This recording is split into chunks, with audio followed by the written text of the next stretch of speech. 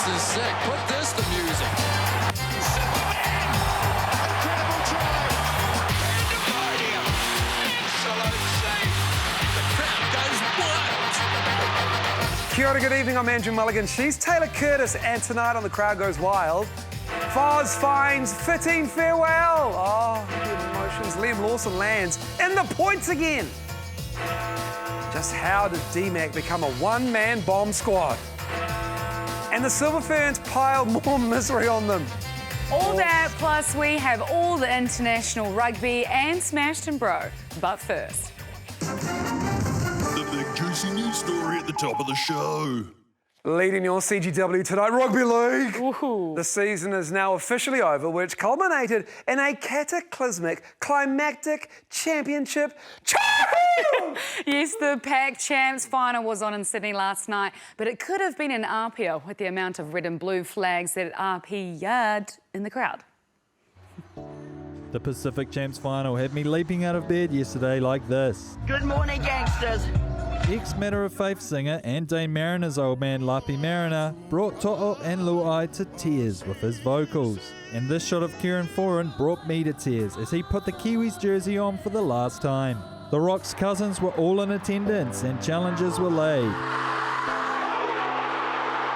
The Panthers quickly pounced, giving Samoa an early lead.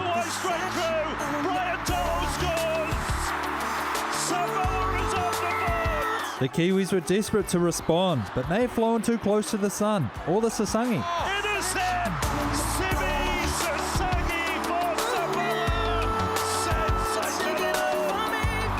Keanu Kenny's class was on display after a spine injury cost him his 2025 season and required some gnarly neck surgery. But Luai was there to make sure that the new neck was good to go. But it was a little unusual from Jerome.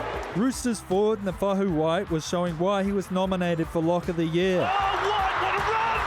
White taking the ball on. White will go over, got through Luai. And Warriors forward Aaron Clark showed why he won Lock of the Year. Aaron Clark scored! No room to score at all. The second half was an absolute bloodbath. Kiwis going on a 26-0 run and Casey McLean getting his 8th try in just 4 Kiwis games. Dylan Brown getting the Player of the Match award after one of the most dominant displays from a halfback we've ever seen in a test match. And quite possibly the longest boogie in rugby league history. After what's easily been the greatest Pacific Championship yet, it makes you wonder, why do we have to wait all year for these games? Why does State of Origin get to disrupt the NRL season while the nations that fuel the competition are left to famine for a handful of postseason tests? The NRL needs to start hearing the trumpets and the sirens. The people deserve a mid-season Pacific test window. We might be looking at a completely different rugby league landscape. A landscape that the fans deserve. Tav Lover, Crowd Goes Wild. Beautiful stuff, Tav. Great point from Tav, though. World Cup's going to be massive. It is, and it's an Aussie and Papua New Guinea. But Aussie are just, they're so deep. They could field 2 different Kangaroos teams. My point is I love the fact that CommBank was alive with 80 to 90% Samoan fans, and there were Kiwi fans there. They were just a little bit quieter, as we are quite reserved. Yeah.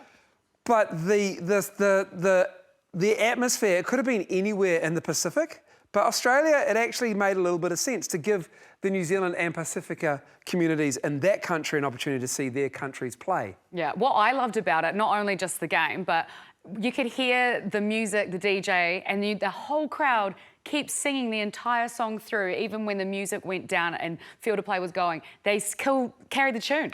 I'm like, that is a vibe. I would have loved either New Zealand or Samoan commentator in the 3-man booth.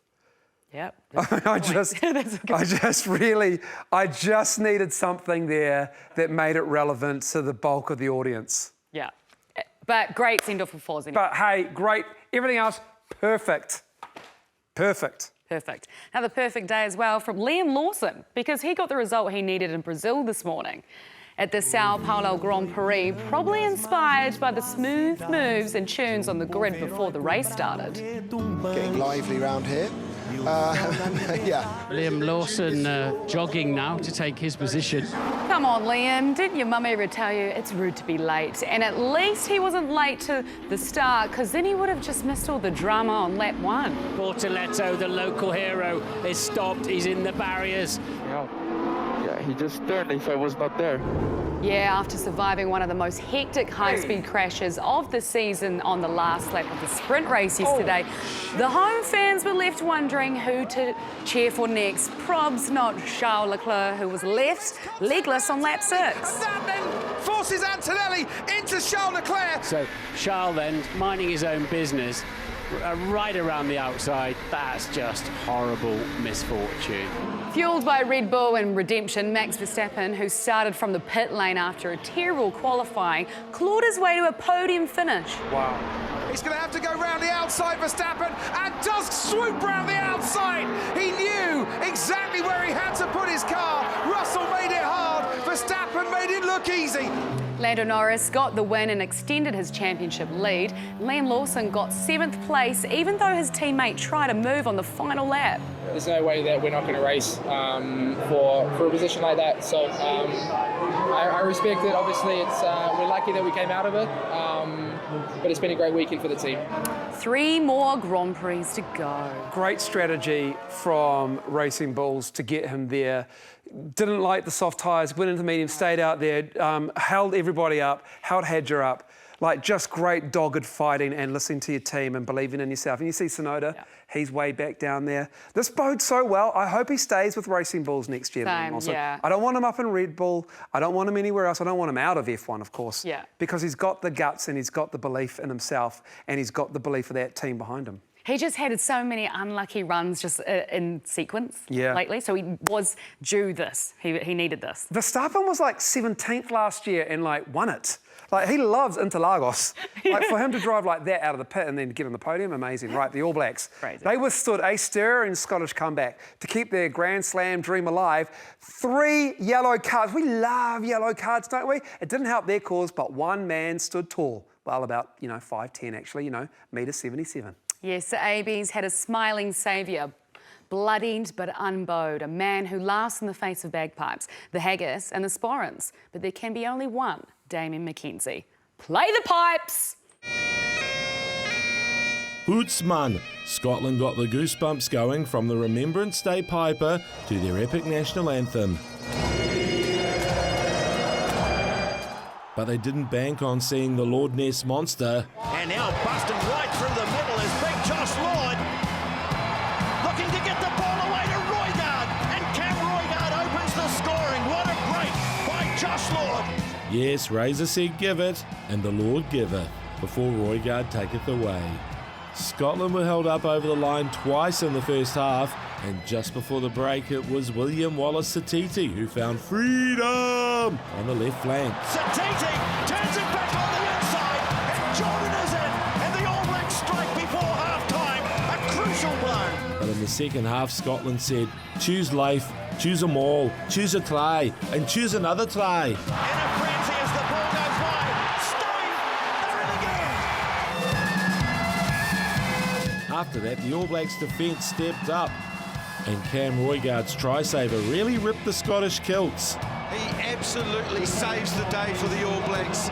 But then Scotland drew level, and Satiti was sin-binned, the AB's 3rd yellow card of the match. But with 10 to go, super sub Damien McKenzie kicked this 50-22 to turn the game the All Blacks' way. Oh, he's done it. When Damo kicked the 50-22, yeah, it's a gut punch, isn't it? Then he gave us a sneak peek of his new Cirque du Soleil show, Contortion in the Corner.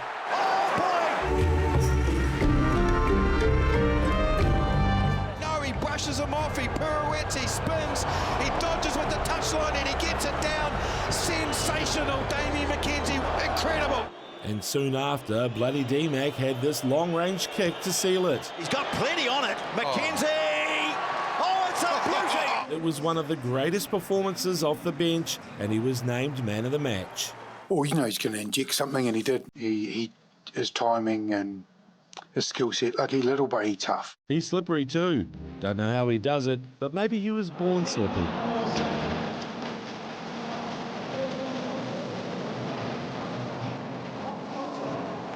Dan's McConey, crowd goes wild. Maybe we need to lose the yellow boots to lose the yellow cards. That's a good shout. I reckon they framed that photo of D-Mac falling. That's like a matrix. Like that's at the R&V end of year. Like the Michelangelo when he's like the fingers touching like that, whatever that one is. I'm not cultured, I don't know, but I think somebody drew something on a ceiling somewhere. Anyway, down here, gesture to the graphic, Andrew. This is massive. It's gone. But it's going to be big. But shout out to anyone, if you're actually any good at this, but you had Cam Roigard in your Cadbury Try Time competition, remember, you can buy any Cadbury product, head to the website below, gesture. Yeah, and then you can get you a chance for 50 grand. Like, come on. 50K. And chocolate. All right, after the break, Emma Twigg prefers a rocky boat. It's all the EPL goals you wanted, farmers. Oh, we get so much correspondence from you. And the Silver Ferns make the Scots really hate us as a country, like sports hate.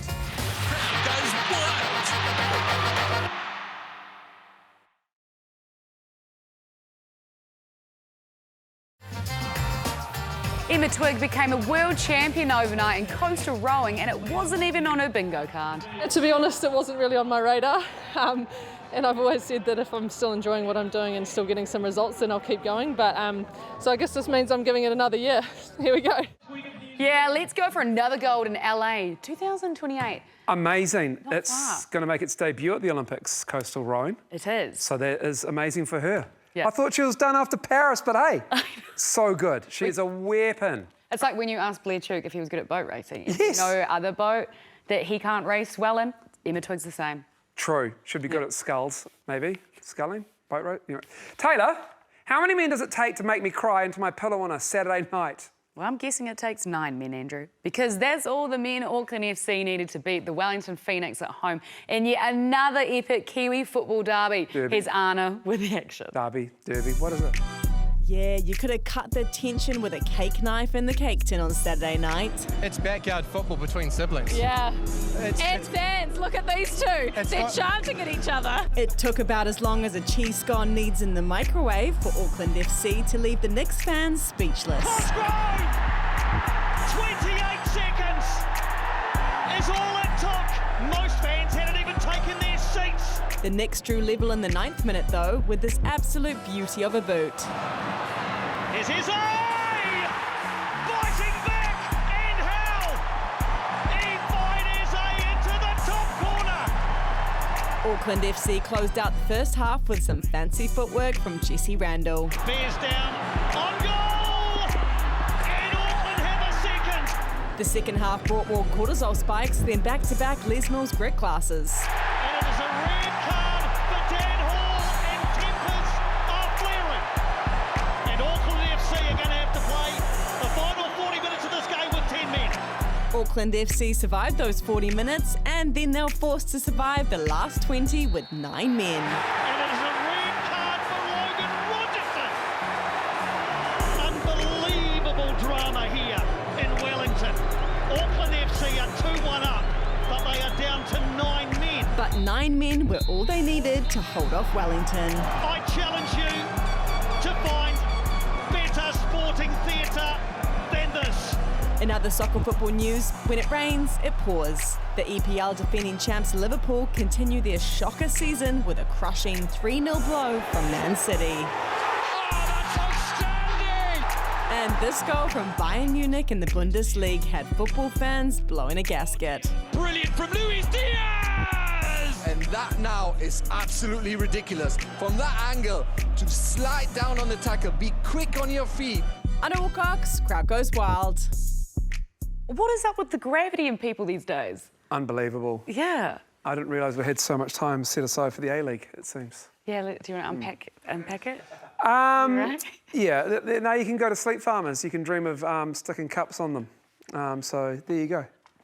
So sorry. Yeah. Well, quick turnaround now and for this as well. For our Silver Ferns, who enjoyed a pleasant economy flight all the way to Scotland. But that wasn't the only thistle. For our tall timber, they took on the Scottish Thistles, and with the way Karen Berger played, you'd think she was immune to jet lag. Berger there, they're absolutely smothering McCall, just no option there. Not wanting to feed that circle though, Karen Berger. We took the lead early in the first quarter with Martina Salmon and Amelia Walmsley testing their star duo. Too easy there for the Silver Ferns. Another lovely feed into Walmsley, looking fairly comfortable. There were some lapses against the world number 10, but with a switcheroo game plan, it was expected and it allowed valuable game time. Again, that first phase shot down is absolutely immense from the Ferns. Thin challenges in the air, but Walmsley able to rip that one in. Much like an episode of MKR, Salmon was served and gained maximum points. 33 from 37, earning herself the MVP. She makes no mistake. Seamless transition here from the Silver Ferns. They find their way to Salmon under post. How much did you enjoy sharing that shooting circle with Amelia Walmsley? Yeah, so good. Yeah, me and Mia's going to be playing together next year. So, yeah, super special to play with her and to build that connection. And yeah, I think a lot to come for the both of us. 47-32 the final score, and no one's more stoked for the star duo than our girl Stormy. Wednesday morning they go again. Okay, there was more action than a G.I. Joe movie in the NFL today. Over in the AFC East, the Miami Dolphins fumbled their way to a 30-13 win over the Bills, and the Patriots got the points against the Bucks in the Tom Brady Bowl, despite Tampa Bay trying to flip the script late in the game. Rushing for Baker steps up in the pocket. Now flush, now throws, and it's caught! It's caught on the sideline in the end zone for a touchdown. Tez Johnson. There were miracle passes being thrown in the NFC South as the Saints were praising their own Hail Mary passes, and the Jets were putting on the afterburners with this 99-yard TD. Schmidt's kick. And it's just short of the end zone. Across the 40, 50. One man to beat, and he's going to score. Raise your hand if you want Donald Trump to commentate the Washington and Lions game. Doesn't look forced at all, but okay. Call Iowa football games. Would you like to call a play? Well, I would like to do that if you'd like me to. Here we go. Second and 7. You're right, 2nd and 7. Let's see what happens. Whoa. That's all right. Krosky Merritt. Not bad. Takes it down to the 5-yard line. That's right. That's right. Good runner. There we go. This is a very big play, don't you think? I think they have to get a touchdown. Let's put it differently. They just have to get a touchdown. There we go. Now you're doing my job, because that's what I was going to say. They have to get a touchdown. Just forget about the play. They have to get a touchdown. Poetry. Absolute poetry. I thought it would be better, to be honest. Yeah, he was kind of agreeable. At least he was agreeable. Yeah. First time, I think, since the 70s, a sitting president has visited an NFL game. He knows what he's doing. He knows where to hit his constituents, his voters. All right. Yeah. Whakaaki Nei. Still to come on the show, the International Rugby Weekend had it all. And where would we be without Smashed and Broke? Probably actually not on here, to be honest.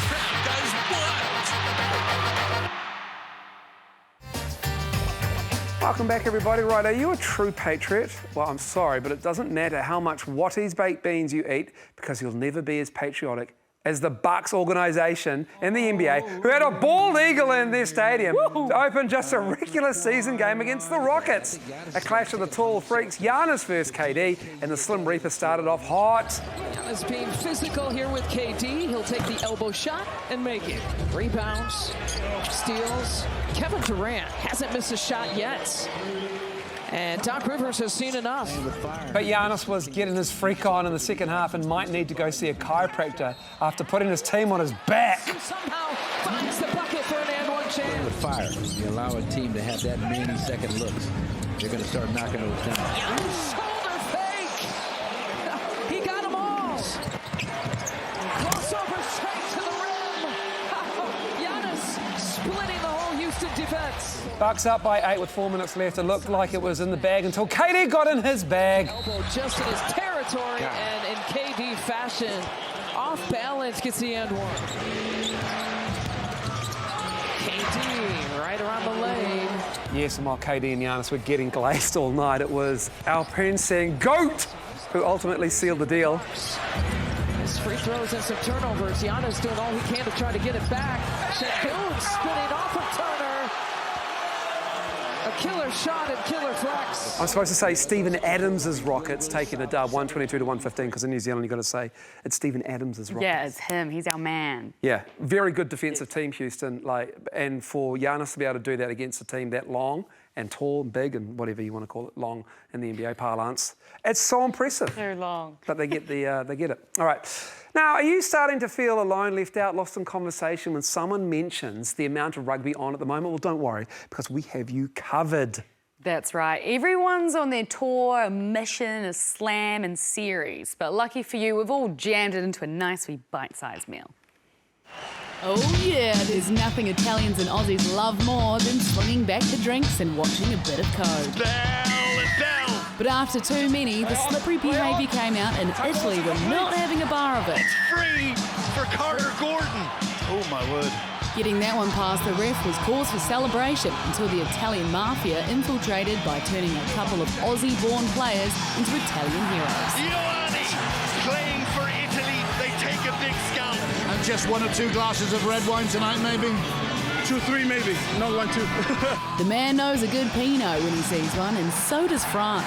There's the kick pass meant for Pinot. Now how's the bounce? Absolutely perfect. It's Pinot once more. One thing about South Africa, they have stamina, and it'll take more than a red to spoil the night, especially on Sia Khaleesi's 100th Test match. Oh, and Williams is through. He's under the post. Look at this, Feinberg and Gomezulu. The AB15 v England A is hopefully a good omen for the All Blacks this weekend, and if they were going to call in a winger, Tangi Tau could be looming at the top of that list. Cannot stop scoring for All Blacks 15. Tangi Tau has got the ball away. Another wonderful offload. And again. And back at Tava. Whereas England were having trouble containing that Fijian flair. Oh, it's so cooler. Until they stuck to their bomb squad theory and closed it out. George. In comes Dingwall. George. Try. At least Fiji had the last laugh, denying a jersey swap. No. The confidence to ask to switch and then they deny. Oh, that's what happened, eh? Yeah, that's what happened. Yeah. That South Africa game, and Joey Cool, that South Africa game, if you'd said they were going to win that test match 13 plus with 14 men against France at Stade de France, where they haven't barely lost in years, no way. South Africa are the greatest team in the world right now. Yeah, that was unbelievable. I'm worried against England and us at the moment. That's our rubber game. Yeah. Through that, then we've got the slammer. Well, obviously. Yeah, sorry, everyone Wales. knows that. All right, like a typical Monday on the Western Motorway, we like to start the week with collisions and rage, or we call it...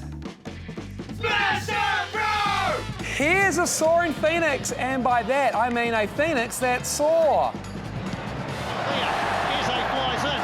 Where's it going to fall? It falls to swim low.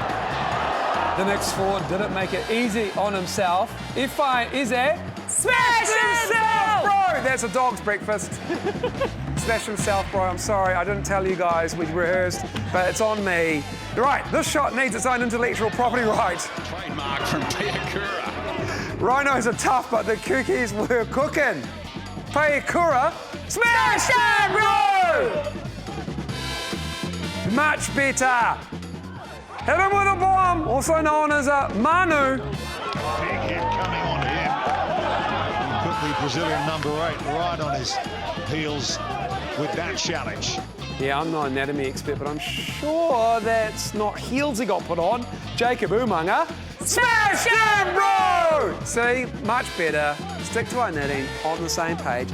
Now, this is what I hear from my wife when I try to take all the groceries in one trip. Ooh. That is a big, big carry. Shopping bags ain't got nothing on me, and Paolo Garbisi ain't got nothing on Dalgonu because Filippo smash him, bro! There, see? Keep it simple. This was no cheap shot, it was actually Dear Dean. Shot on Dearden. You might say it was an expensive price to pay for Dearden, or you might say Kai Pearce-Paul smash him, bro! Great work. Terrible start. Great work. You wouldn't have carried the groceries in for a while with your leg. Oh no, bro. But you'll be like, ooh. No, not with England, that. All Blacks this weekend. Don't forget about the Cadbury's competition, cadburytrytime.co.nz. I'll put Cam Roygaard on again, I reckon. I'll do it. 50k on the line. This is It rain. just the music.